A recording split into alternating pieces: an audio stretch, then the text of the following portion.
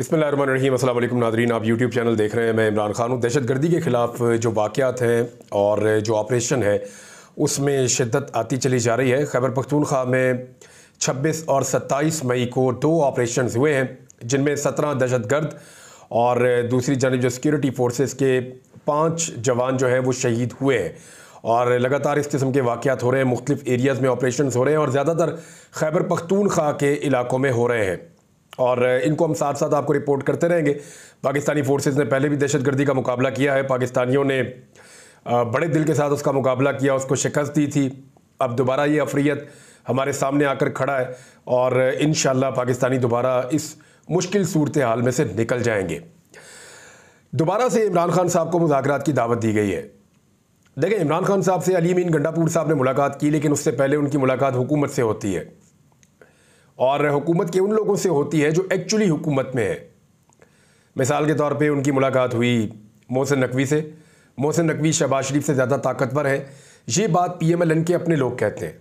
जिनकी हुकूमत है, हुकूमती जमात के लोग कहते हैं कि जी मोहसिन नकवी की ताकत शहबाज शरीफ से ज़्यादा है। तो मोहसिन नकवी से अली अमीन गंडापुर की बार बार मुलाकात, 2 मुलाकातें हुई हैं। एक गालिबन इमरान खान साहब से मुलाकात से पहले हुई है और एक उसके बाद भी हुई है। और इमरान खान साहब का जो मौक़िफ़ है वो तो सबको पता है, लेकिन अब आप आए इस तरफ कि हुकूमत इमरान खान साहब को बार बार मुज़ाकरात की दावत क्यों दे रही है ना बड़ा सवाल। इंपॉर्टेंट बात यह है, देखिए अगर इमरान खान जेल में है और इस वक्त प्रैक्टिकली वो कुछ भी नहीं कर रहे, कोई तहरीक भी खड़ी होने नहीं जा रही और आगे बड़ी सख्त गर्मियाँ भी आ रही हैं। पाकिस्तान तहरीक इंसाफ जो है वो एक सूबे में अपनी हुकूमत चला रही है, बाकी जगहों पर वो सिर्फ अपनी अपोजिशन कर रही है और इस वक्त उन्होंने कोई बहुत बड़ी तहरीक भी नहीं खड़ी की। हम सब जानते हैं कि तहरीक जून जुलाई में तो चलेगी नहीं, अगस्त में तहरीक शुरू हो जाएगी, सितंबर अक्टूबर में जाके तेज़ हो जाएगी और फिर आगे तहरीक का मौसम आ जाएगा। तो आगे वाले जो हैं वो 6-7 महीने मुश्किल हो जाएंगे हुकूमत के लिए, ये हम सब जानते हैं। अमेरिका में इलेक्शन होने जा रहा है, उसका इम्पैक्ट भी पाकिस्तान के ऊपर आता है, ये भी हम सब जानते हैं। तो इस वक्त हुकूमत को इतनी जल्दी क्या है कि हुकूमत तरले मिन्नतें कर रही है इमरान खान की कि जनाब आप मुज़ाकरात कर लें। अभी नया स्टेटमेंट आया, राना सनाउल्लाह साहब की तो बातें आपने सुन ली। वो बार बार कहते हैं कि इमरान खान आगे बढ़े, बात करें, नवाज शरीफ बात करने के लिए तैयार है, शहबाज शरीफ बात करने के लिए तैयार है, हम बातचीत करना चाहते हैं, सियासी कुव्वतों से बातचीत करें, हम देखें मैंडेट नहीं छोड़ सकते, अगर हमने आपका मैंडेट वापस कर दिया और बेगुनाह कैदी रिहा कर दिए तो फिर हम तो जेलों में चले जाएंगे, हमारे पास तो कुछ नहीं बचेगा, लेकिन आप हमारे साथ मुज़ाकरात करें। राना सनाउल्लाह साहब कहते हैं और बहुत सारे लोग भी ये बात करते रहते हैं जो हुकूमत का हिस्सा है। अब एहसन इकबाल साहब ये पार्टी के बड़े अहम लोगों में से एक है। अगर मैं टॉप 5-6 लोगों को गिनूं, उनमें एक एहसन इकबाल भी है। तो एहसन इकबाल साहब क्या फरमा रहे हैं, उन्होंने एक बार फिर तहरीक इंसाफ को मुज़ाकरात की दावत दी। उन्होंने कहा तहरीक इंसाफ की क़यादत सड़कों के बजाय ऐवान में आए। सड़कों पे तो वो अभी जा ही नहीं रहे, वो तो सिर्फ कोई जलसे वलसे करने की उनकी जो है वो एक सोच है कि हम जलसे करेंगे, मुख्तलिफ शहरों के अंदर करेंगे, लेकिन कोई लॉन्ग मार्च, किसी किस्म का सड़कों के ऊपर बड़ा एहतजाज, कोई जुलूस लेकर आना, वो तो उनका भी इरादा नहीं है। लेकिन एहसन इकबाल ये क्यों कह रहे हैं, वो ये कह रहे हैं ऐवान में आए, हमारे साथ मुज़ाकरात करें। बामकसद मुज़ाकरात के लिए दरवाजे खुले हैं, ज़िद और अना के साथ मुज़ाकरात कामयाब नहीं होते। उन्होंने कहा तहरीक इंसाफ को मुज़ाकरात की दावत देते हैं, मुल्क और मईशत के लिए तहरीक इंसाफ की आदत सड़कों के बजाय ऐवान में आए, मुस्बत अपोजिशन का किरदार अदा करे और 2029 तक इंतज़ार करे। तो 2029 तक इंतज़ार तो करना पड़ेगा, लेकिन किसको करना पड़ेगा। एहसन इकबाल साहब, अगर फॉर्म 45 के मुताबिक फैसला हो गया तो अवाम ने तो हुकूमत दी है पाकिस्तान तहरीक इंसाफ को, ये पूरा पाकिस्तान जानता है, क्योंकि पाकिस्तान नहीं दी है ना, पाकिस्तान के लोगों ने जिसको वोट दिया, लोगों से बेहतर तो कोई नहीं जानता कि लोगों ने किसको वोट दिया। तो लोगों ने वोट दिया पाकिस्तान तहरीक इंसाफ को। 47 वाला टोला जो है वो ज़बरदस्ती मुसल्लत कर दिया गया। अब वो 47 वाला टोला कहता है जी कि स्टैंप लगाएं, मोहर लगाएं हमारी कामयाबी के ऊपर, और उनकी कामयाबी पे तब तक मोहर नहीं लगेगी जब तक कि इमरान खान साहब उनके साथ बैठकर बातचीत नहीं करेंगे। और इमरान खान के साथ बातचीत करना उनके लिए बहुत ज़रूरी है। देखिए इशू क्या है, इमरान खान जेल में है और जेल के अंदर से वो कुछ नहीं कर सकते जो कुछ वो बाहर बैठकर कर सकते हैं, ये सब जानते हैं। तो इमरान खान को जेल में रहने देना चाहिए ना, बाहर क्यों आने दे रहे हैं। PMLN के लोग क्यों चाहते हैं कि इमरान खान साहब मुज़ाकरात करें और बाहर आ जाएं। यानी मिसाल के तौर पे तलत हुसैन जो नून लीग के बहुत करीबी हैं और बड़ी आंखों के तारे हैं उनकी नून लीग के। यानी तलत हुसैन साहब का ये कहना है कि इमरान खान साहब अगर एस्टेब्लिशमेंट से नहीं तो नवाज शरीफ से ही बात कर लें, माफ़ी मांग लें, और जो नवाज शरीफ साहब जो हैं उनके बड़े अच्छे ताल्लुकात हैं, वो इमरान खान साहब को बाहर निकलवा सकते हैं। एक तो तलत हुसैन साहब ने ये कंफर्म कर दिया कि वो भी ये समझते हैं कि इमरान खान साहब के खिलाफ जो मुकदमात हैं वो झूठे और बोगस हैं, लिहाजा कोई भी चाहे तो वो एस्टेब्लिशमेंट को कह के इमरान खान साहब को बाहर निकाल सकता है। इन मुकदमात का या इन केसेस का कानून के साथ कोई लेना देना नहीं है। एक तो तलत हुसैन साहब ने ये बात अपने इस बयानिए में या अपने स्टेटमेंट में कंफर्म कर दी है। नंबर 2, वो भी ये चाह रहे हैं कि इमरान खान साहब को बातचीत की टेबल पे किसी तरह आ जाए, कोई मार्जिन निकल जाए, और पार्टी के लोग भी कह रहे हैं, पार्टी के लोगों के अलावा पार्टी के हमदर्द जो हैं वो सारे के सारे ये कह रहे हैं। तो इमरान खान तो जेल में है, उसको फिर जेल में आपको रहने देना चाहिए। और दूसरा, पाकिस्तान तहरीक इंसाफ तो कोई तहरीक बना ही नहीं रही। शेर अफजल मरवत जो है वो तहरीक का इंतजार कर करके छुट्टियों पे चले गए हैं, और वो ये कह रहे हैं कि जब तहरीक शुरू करने लगे तो मुझे आवाज़ दे दीजिएगा, मैं आगे अपनी जिम्मेदारी पकड़ लूँगा, अपनी जिम्मेदारी संभाल लूँगा।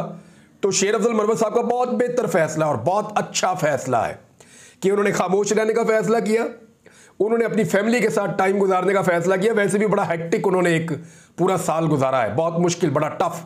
तो ठीक है, जाएँ जाके अपनी फैमिली को टाइम दें, बहुत अच्छी बात है, और कॉल का इंतज़ार करें जैसे कि बाकी सारे लोग कर रहे हैं। तो कॉल तो कोई आने वाली नहीं है।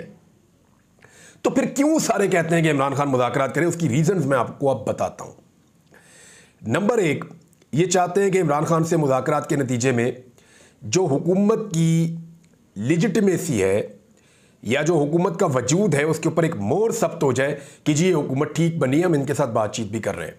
तस्लीम किया जाए इस फार्म 47 की हुकूमत को कि ये भी एक हुकूमत है। अली अमीन गंडापुर जाके जो मिलते हैं वो तो मजबूरी से मिलते हैं। 22 घंटे की लोड शेडिंग उसके सूबे में हो रही है, वो बेचारे जाके मिलके उनको कहते हैं जी बिजली दो, मेरे लोग बिजली के बगैर तरस रहे हैं। कभी वो डंडा दिखा के मांगते हैं, कभी वो धमकी दे के मांगते हैं, कभी वो मिन्नत करके मांगते हैं, वो जैसे तैसे करके अपने लोगों के लिए बिजली मांग रहे हैं। पाकिस्तान का सिस्टम ऐसा है कि कोई भी सूबा अपने हुकूक के लिए वफाक का मोहताज रहता है, तो इसलिए अली अमीन गंडापुर को ये बहुत सारे कंप्रोमाइज़ और एक कड़वी गोली निगलनी पड़ती है बार बार अपने लोगों के लिए, अपने लोगों के हक के लिए। अब इमरान खान साहब से क्यों कहते हैं सब के आप मुज़ाकरात करें और मुज़ाकरात की टेबल पे आ जाएं? हुकूमत ये चाहती है कि इमरान खान साहब हर हाल में अब जेल से बाहर निकल आए, क्योंकि हुकूमत को इस बात का आइडिया हो गया है कि जेल के अंदर रखकर उनको तोड़ना तकरीबन नामुमकिन है। इमरान खान को जेल के अंदर सारा कुछ ट्राई करके देख लिया, सख्ती करके देख ली, गर्मी के साथ तंग करके देख लिया, मच्छरों के साथ तंग करके देख लिया, बहुत अजीबोगरीब सूरत हाल में उनको रख के देख लिया, बारिश की जो सहूलतें आई, मुश्किलात आई, उसके साथ देख लिया, खाने पीने के मामलात, मुलाकातों के मामलात, पाबंदियां लगाने के मामलात, सब कुछ करके देख लिया। इमरान खान को चिड़चिड़ा करने की कोशिश की गई मुख्तलिफ तरीक़ों से ताकि वो गुस्से में आए और लड़ें, सारा कुछ करके देख लिया। तो जब इमरान खान नहीं टूटा तो उन्हें आइडिया हो गया कि जितना अरसा हम इसको जेल में इमरान खान को रखेंगे इनका कद और बड़ा ही होता चला जाएगा और हम बोने बन जाएंगे बिल्कुल छोटे छोटे। अब हुकूमत चाहती है कि मजीद नुकसान करने की बजाय किसी तरह इमरान खान साहब को जेल से निकाला जाए। हुकूमत की ख्वाहिश यह है कि जिस वक्त इमरान खान जेल से बाहर निकले उस वक्त कोई ना कोई मुज़ाकरात चल रहे हों, ताकि हम ये आइंदा के लिए बयानियां बनाएं कि मुज़ाकरात के नतीजे में इमरान खान साहब घुटने टेक कर जेल से बाहर निकले हैं। ये बयानियां बनाए हुकूमत, वो ये चाहती है। इमरान खान साहब चाहते हैं कि वो बगैर मुज़ाकरात के बाहर निकले, हुकूमत के साथ वो बातचीत करना नहीं चाहते। दूसरी जानिब एस्टेब्लिशमेंट जो है पाकिस्तान की, वो इस बोझ को और ज़्यादा नहीं उठाना चाहती। यानी कितना वो उंगली से पकड़ के चलाएगी इस हुकूमत को और कब तक चलाएगी? पिछले 2 साल से एस्टेब्लिशमेंट इस हुकूमत को उंगली से पकड़ के चला रही है, गोद में बिठा के इनको झूले दे रहे हैं। अब इनको खुद से भी चलना पड़ेगा। तो जिस वक्त एस्टेब्लिशमेंट जान छुड़ा के पीछे निकलेगी, इमरान खान फौरन बाहर आ जाएंगे। अदलिया वैसे ही जो है वो होश पकड़ चुकी है और अदलिया अपनी खोई हुई स्पेस वापस हासिल करने के लिए फैसले दे रही है धड़ाधड़। अदलिया के फैसलों के नतीजे में अगर इमरान खान साहब खुद बाहर आ गए ना, तो ये हुकूमत कभी भी उनको टैकल नहीं कर पाएगी, ये सब जानते हैं। तो उन्हें कुछ ना कुछ ऐसा चाहिए कि इमरान खान जब बाहर आए तो हमारे पास ये बयानिया हो कि हमारे साथ जनाब बातचीत कर रहे थे। आपको याद होगा एक सहाफ़ी ने यह कहा था कि नवाज शरीफ ने बात की थी एस्टेब्लिशमेंट से, उसके नतीजे में इमरान रियाज अपने घर वापस आ गया। एक सहाफ़ी ने क्लेम किया था, तो वो बिल्कुल फारग और झूठा स्टेटमेंट था। मैं उसकी तह तक गया हूं, ये तो सवाल ही पैदा नहीं होता, ऐसी कोई चीज़ है ही नहीं। मैं उसकी तह तक गया और मुझे पता है कि क्या हुआ और कैसे हुआ। बहरहाल एक सहाफ़ी ने क्लेम किया था ये इसलिए कि कुछ ना कुछ करके इमरान खान का जो सियासी कद है उसको छोटा किया जाए, लेकिन इमरान खान साहब इनके साथ मुज़ाकरात करने के लिए तैयार ही नहीं है। उधर अली अमीन गंडापुर साहब मुलाकात करके आते हैं, साथ ही इमरान खान साहब जो है वो महमूद रहमान कमीशन रिपोर्ट जो है जिसको पाकिस्तान की एस्टेब्लिशमेंट आज तक हजम नहीं कर पाई, उस रिपोर्ट को वो अपने अकाउंट के ऊपर लगा देते हैं और वो कहते हैं कि हर पाकिस्तानी को ये रिपोर्ट पढ़नी चाहिए। इमरान खान साहब के अकाउंट पे क्या लिखा गया उनकी मर्जी से वो मैं आपको बता देता हूं। हर पाकिस्तानी को महमूद रहमान कमीशन रिपोर्ट का मुताला करना और ये जानना चाहिए कि असल गद्दार कौन था, जनरल याया खान या शेख मुजीबुर रहमान। और ये इमरान खान साहब ने एक स्टेटमेंट दिया, उसके नीचे एक वीडियो मौजूद है, गद्दार कौन, शेख मुजीब या जनरल याया। उसके बाद पाकिस्तान तहरीक इंसाफ ने बहुत सारा मवाजना पेश किया है और ये जो महमूद रहमान कमीशन की रिपोर्ट है ना, ये बहुत एक तफसीली और एक लंबी रिपोर्ट है। जब जुल्फ़िकार अली भुट्टो ने इसके ऊपर इंक्वायरी की थी पाकिस्तान 2 लाख होने के पे, तो क्योंकि बहुत प्रेशर था, बड़े हालात बहुत अजीब थे, फौज बहुत डीमोरल थी, पाकिस्तानी जो है वो बहुत परेशान थे, मुल्क 2 टुकड़े हो गया था, तो फिर एक कमीशन बनाया गया था जिसकी सरबराही महमूद रहमान साहब कर रहे थे और उस कमीशन ने एक बड़ी तफसीली रिपोर्ट बनाई थी। उसका एक हिस्सा पहले जारी किया गया, एक हिस्सा उसका बाद में जारी किया गया। उस रिपोर्ट में बहुत सारी रिकमेंडेशंस और बहुत सारे हकायक लिखे गए थे, बहुत सारे इंटरव्यूज़ किए थे इन लोगों ने, ये जो कमीशन के लोग थे बहुत इंटरव्यूज़ किए थे और बहुत सारे हकायक सामने लेकर आए थे।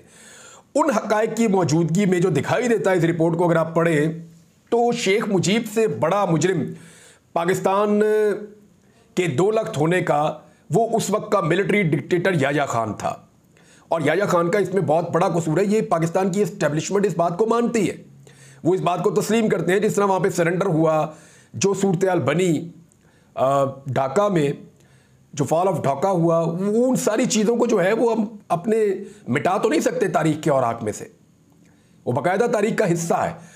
और महमूद रहमान कमीशन रिपोर्ट जो है उसके तमाम एक एक करके जुज़ जो है वो पाकिस्तान तहरीक इंसाफ ने और इमरान खान साहब ने पेश कर दिए। यानी इमरान खान साहब का भी कोई ऐसा मूड नहीं है कि वो फौरी तौर पे मुज़ाकरात की टेबल पे बैठ जाएं, वो डील नहीं करना चाहते, बातचीत करने के लिए वो तैयार है और बार बार कहते हैं आओ बैठो बात कर लेते हैं।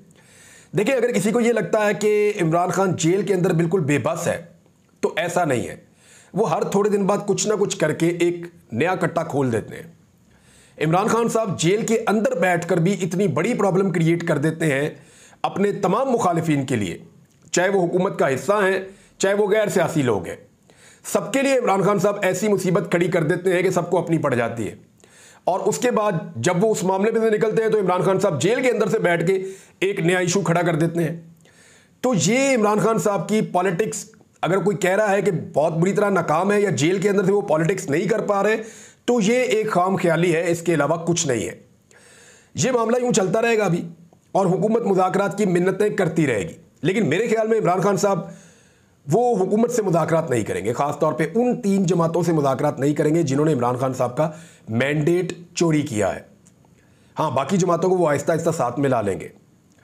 और ये जो बजट आ रहा है इसमें IMF की जो शराइत है, वर्ल्ड बैंक ने और IMF ने पाकिस्तान के बारे में जो प्रेडिक्शंस की है ना, वो इतनी खौफनाक है कि पिछले 2 सालों में और आने वाला अगला साल भी, और ये वाला साल शामिल कर लें, इसके बाद आने वाला साल भी, पाकिस्तान तहरीक इंसाफ जिस हालत में इस मुल्क को छोड़कर गई थी उसके आधे पे भी नहीं पाकिस्तान पहुंचेगा। अब आप अंदाजा कर लीजिए, जो तरक्की की शरह इमरान खान साहब छोड़ के गए थे उसके आधे पे भी नहीं पहुंच पा रहे ये अब तक, और अगले सालों में भी कोई उम्मीद नहीं है। और जो महंगाई के ऊपर कंट्रोल और चीज़ों को इमरान खान साहब ने मईशत को बेहतर किया हुआ था अपने दौरे हुकूमत में, ये पूरा जोर लगाने के बावजूद उसके आधे तक भी नहीं पहुंच पा रहे। और अभी कुछ फैसले IMF के कहने के ऊपर ऐसे कर दिए गए हैं कि आपकी मईशत के अंदर बहुत बड़े बड़े झटके आने वाले हैं। पाकिस्तानी जो है वो बहुत बुरी तरह महंगाई की चक्की में पिसने वाले हैं और हालात ज़्यादा मुश्किल हो जाएंगे पाकिस्तानियों के लिए। ये इकोनॉमिस्ट कह रहे हैं, मैं नहीं कह रहा। मैं उनके स्टेटमेंट्स आपको नेक्स्ट किसी वीलॉग के अंदर बता भी दूंगा, लेकिन एक चीज़ मैं आपके सामने रखता हूँ और ये ज़रा तस्वीर आप देखिए। ये हमारे एक सहाफ़ी हैं जिनका ताल्लुक़ सिंध से है और मेरी बात भी हुई बहुत सारे सहाफ़ियों से जो उनके साथी हैं गोटकी में। उनसे मैंने पूछा वाक़ये के बारे में, तो नसरुल्लाह साहब हैं और शहीद हो चुके हैं, नसरुल्लाह गडानी। मैंने इनके बारे में पहले भी ट्वीट किया था, आवाज़ भी उठाई थी। इनके ऊपर 2 कातलाना हमले पहले हुए थे और 1 कातलाना हमला अब हुआ और उसमें इनको 3 गोलियां लगी थी। ये इंतकाल फरमा गए, शहीद हो गए। पहले इनका इलाज इंटीरियर में हो रहा था, फिर इनको कराची शिफ्ट किया गया, लेकिन वो जांबर ना हो सके। इनकी शहादत का जो जनाजा हुआ है ना, सहाफ़ी ये बता रहे हैं कि 2 से 2.5 घंटे सिर्फ 1 किलोमीटर का फासला तय करने में लगे। और इतना बड़ा जनाजा सिंध की तारीख में बेनज़ीर भुट्टो के बाद किसी का नहीं हुआ। बेनज़ीर भुट्टो के जनाजे के लिए पूरे पाकिस्तान से लोग गए थे और हर तरफ से लोग वहां पहुंचे थे जनाजे में शिरकत के लिए।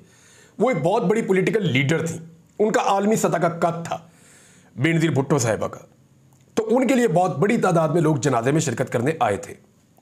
लेकिन बेनज़ीर के बाद मकामी सहाफ़ियों के बकौल उन्होंने अपनी सहाफ़ती करियर में इतना बड़ा जनाजा सिंध में किसी का नहीं देखा जितना बड़ा जनाजा सहाफ़ी नसरुल्लाह गिडानी का है। वजह क्या है कि नसरुल्लाह गिडानी हर गरीब के साथ खड़ा हो जाता था, हर जालिम और जाबिर के मुकाबले में डट जाता था।